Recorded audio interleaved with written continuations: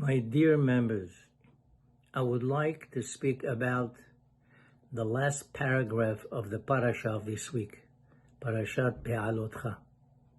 First, let me say a few words about a great and famous sage of the 12th century, Rabbeinu Moshe ben Maimon, known to all of us as the Rambam. Rabbeinu Moshe ben Maimon lived from 1135 to 1204. He was a Talmudist, a halachist, physician, philosopher, and communal leader. He is considered one of the most important figures in the history of Torah scholarship. He was such a prominent scholar that on his gravestone in Tveria are inscribed the words, Mim Moshe ad Moshe, lo kam ke Moshe, meaning from Moshe Rabbeinu to Moshe ben Maimon, no one arose like Moshe. Now, aside from the holy Sefarim that he wrote, he also laid down the 13 principles that a Jew must believe in. Actually, those 13 principles are summarized in the Pizmon, which is chanted by most Sephardic and Ashkenazic synagogues at the end of the prayer of Friday night. It's called Yigdal Elokim Chai. Each line of that Pizmon represents one principle, except for the last two lines, which describe the importance of the principles themselves. Now, I would like to expound on two of those principles and show you and bring you proof how they are clearly stated in the last passage of the parasha, which we'll be reading this Shabbat. These are the two principles. Number one, Lo kam beYisrael ke Moshe od.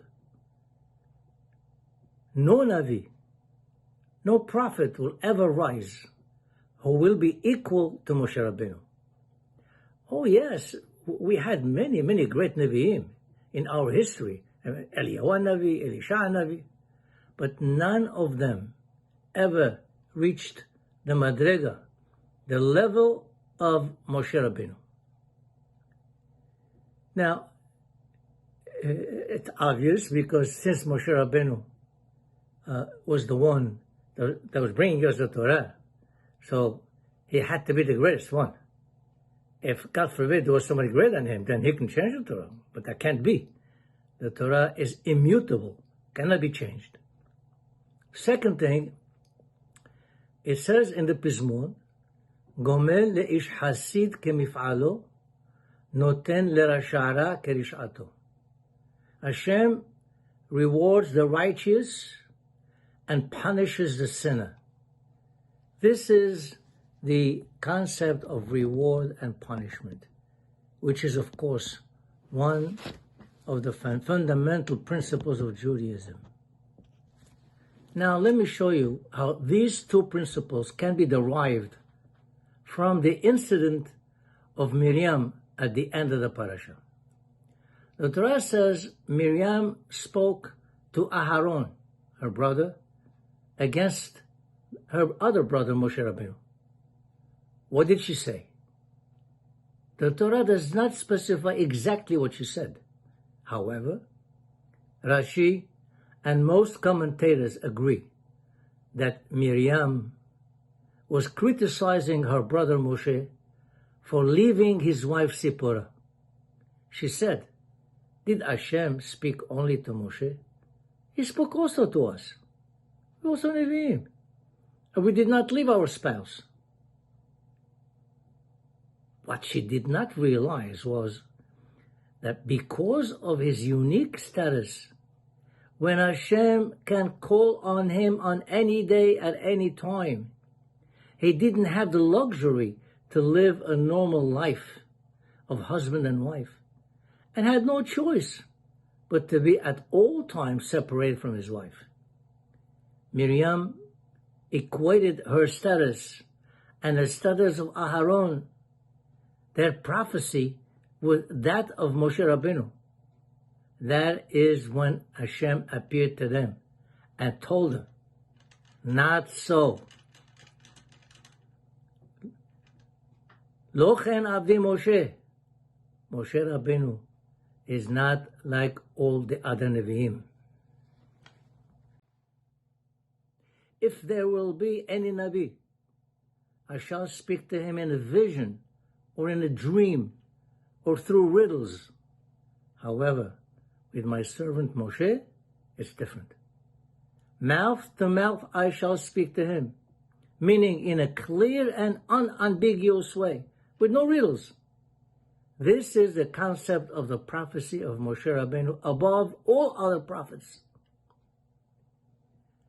The second principle of reward and punishment is evident from the parasha, because as soon as Miriam finished talking about Moshe, she was punished with tzara'at, which we loosely translate as leprosy, and it lasted for 7 days.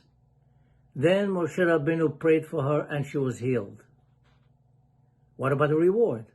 Was there any reward for Miriam? And for what? Yes, there was.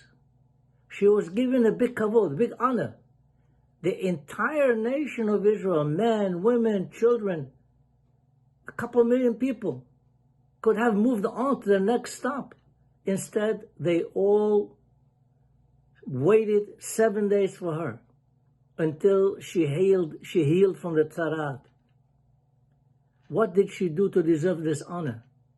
Listen, Rabotai. This is a reward for something that happened 80 years before that. When Moshe Rabbeinu was a baby, was put in a basket and placed in the Nile River, Miriam, the sister, was standing by and watching over him to make sure the basket doesn't topple over. This is the concept of reward and punishment. We don't know how Hashem conducts the world, but we do know that He conducts the world with righteousness and fairness. Sadiq v'yasharhu. Sometimes Hashem rewards immediately, sometimes a month later, sometimes 10 years, or even 8 years later. We see a similar situation in the case of Og Melech HaBashan, Og, the king of Bashan. Parashat Lech Lecha describes an intense war between two groups of kings. And the winner group took Avraham Avinu's nephew Lot as a captive. In those days, it was not unusual to take civilians as captives and use them as slaves. Someone ran away as a fugitive and came to Avraham Avinu to let him know about the fate of Lot. That someone was Og. Then Avraham Avinu, together with his 318 disciples, and of course with the help of HaKadosh Baruch Hu, was able to defeat the kings and rescue his nephew. Chazal tell us that because Og ran to tell the news to Avraham, he was rewarded many years later by becoming king of Bashan. Only Hashem knows when a reward or punishment is due. Another thing, reward for a mitzvah or punishment for a sin is not necessarily in this world. Most of the time it is left for the next world. But it will happen. We must put our trust to Hashem to always give us proper and fair judgment. Talking about reward, there is a special reward for tefillah in a shul. For years and years, we've been going to shul for tefillah b'tzibur, that is a prayer with the kahal. Because of the current plague of the coronavirus, many of us remained locked at home and forced either to pray alone at home or attend in hiding some minyan in a porch or a backyard. It's unfortunate that some people may have gotten used to it and find it easier to be at home then have to get up a specific time every day, run to fight for a parking spot near the shul. Perhaps others are getting comfortable with a backyard minyan, close to home, where the prayers are shortened and recited in a hurry. Let me remind you, Rabotai, that there is nothing comparable to a Bet HaKnesset, which, as the Gemara says, a Bet HaKnesset is saturated with years of tefillot, years of She'orei Torah, Torah classes, and which has Hechal housing the precious Sifrei Torah. A Bet HaKnesset is compared to a Mikdash Me'ad, a small Bet HaMikdash. Its Kedusha, its holiness, is far greater than home or a backyard. Of course, we have to follow the guidelines dictated by the government. We cannot afford to have, God forbid, a Chilul Hashem. But as soon as it is possible to attend, let's not forget, there is nothing comparable to Bet HaKnesset. David HaMelech in Tehillim chapter 27 said, Achat sha'alti me'et Adonai otah abakesh, shifti bebet Adonai kol yemei hayai. David HaMelech said, one thing I have desired of Hashem. And what's that? That I dwell in the house of the Lord all days of my life.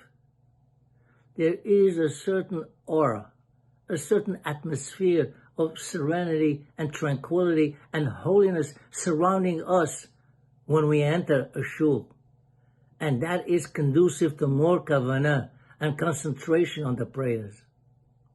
Furthermore, truly speaking, many of us are not very familiar with the various daily tefillot. Many of us are not able to recite properly every word of the prayer. But when you are in a synagogue, there's no problem. There's always a Hazan who will lead the prayers, and as long as we listen to him properly, we are fulfilling our obligation of prayer. Let us go back to our previous commitment of Tefillah B'Tzibur, of course, while following the rules of the government. And Be'ezrat Hashem, we'll be zocheh shortly to the speedy coming of our Mashiach Tzidkenu. Amen.